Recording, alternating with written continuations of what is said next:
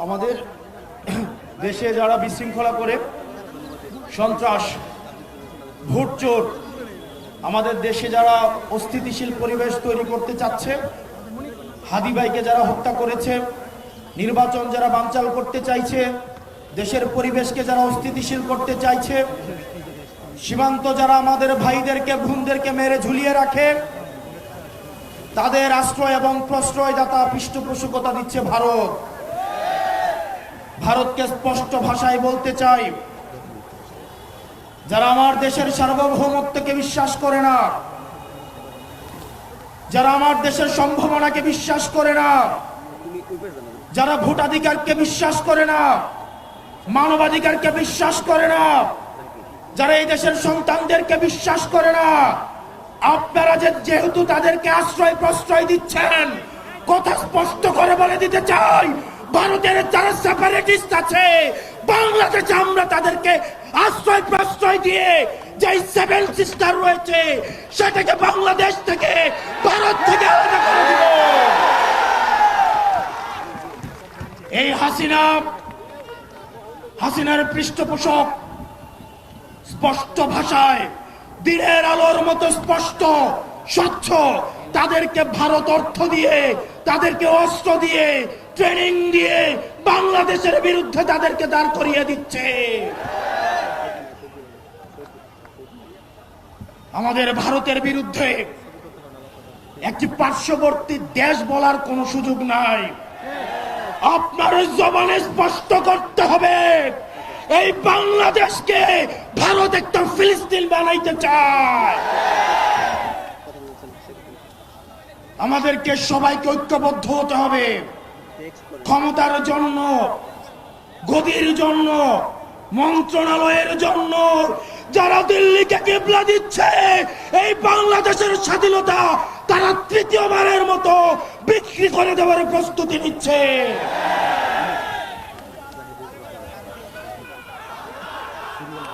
প্রিয় মুক্তিকামী জনতা,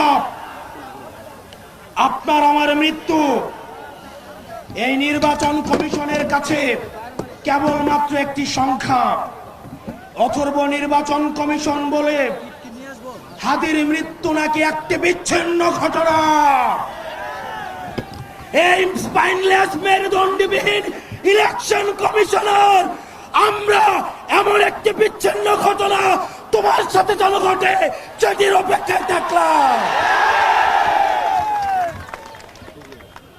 election commissioner কাদের প্রেসক্রিপশনে নিয়োজিত, কারা তাকে নিয়োগ করেছে?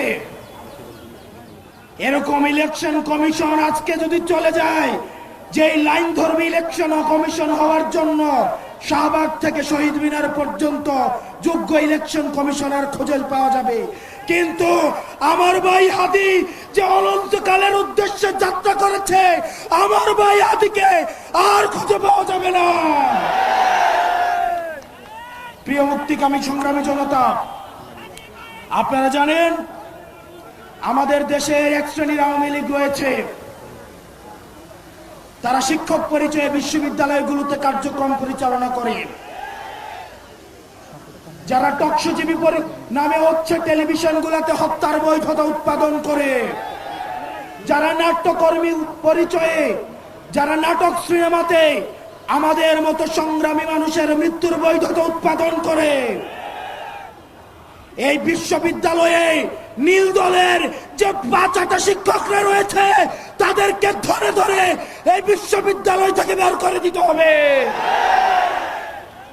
এই নাটক সিনেমা থেকে আওয়ামী মুজিবের ৫টা এসব শিল্পী কর্মীদেরকে দেশ থেকে বের করে দিয়ে ভারতে পাঠিয়ে দিতে হবে।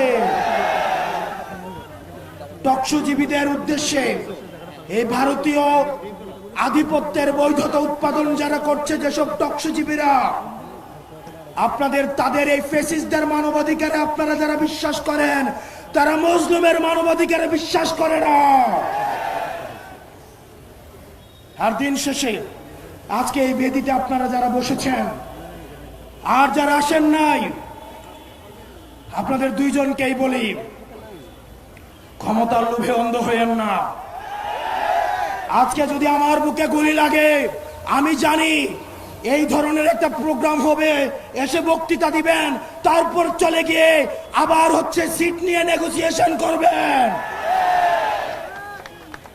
অনেক দল রয়েছে, যেহেতু আরপিও সংশোধন হয়েছে, এখন অন্য দলের মার্কায় নির্বাচন করতে পারবে না বলে নিজের দলের মার্কা বিলীন করে দেওয়ার জন্য তারা রেডি হয়ে আছে। এগুলো দিয়ে জাতীয় ঐক্য হয় না। এসব জাতীয় ঐক্য, এগুলো মেকি।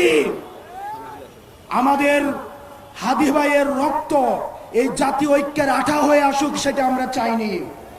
আপনারা যদি দেশের প্রশ্নে, সার্বভৌমত্বের প্রশ্নে, বাংলাদেশের প্রশ্নে দলীয় স্বার্থের ঊর্ধ্বে উঠে আমরা 1 আগস্ট, আমরা 3 আগস্ট 2024 সালে এই শহীদ মিনারের বেদিতে দাঁড়িয়ে যেভাবে আমরা ফ্যাসিবাদের বিলোপ এবং নতুন রাষ্ট্র ব্যবস্থা বিনির্মাণের যে এক দফা দাবি দিয়েছিলাম, আমাদের সেদিনের মতো আবার ঐক্যবদ্ধ হতে হবে।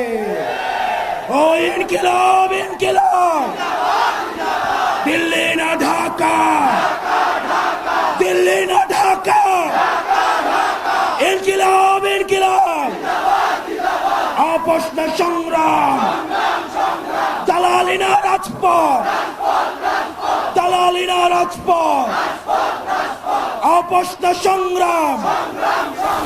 আমরা সবাই হাদি হব, যুগে যুগে লড়ে যাব, আমরা সবাই হাদি হব।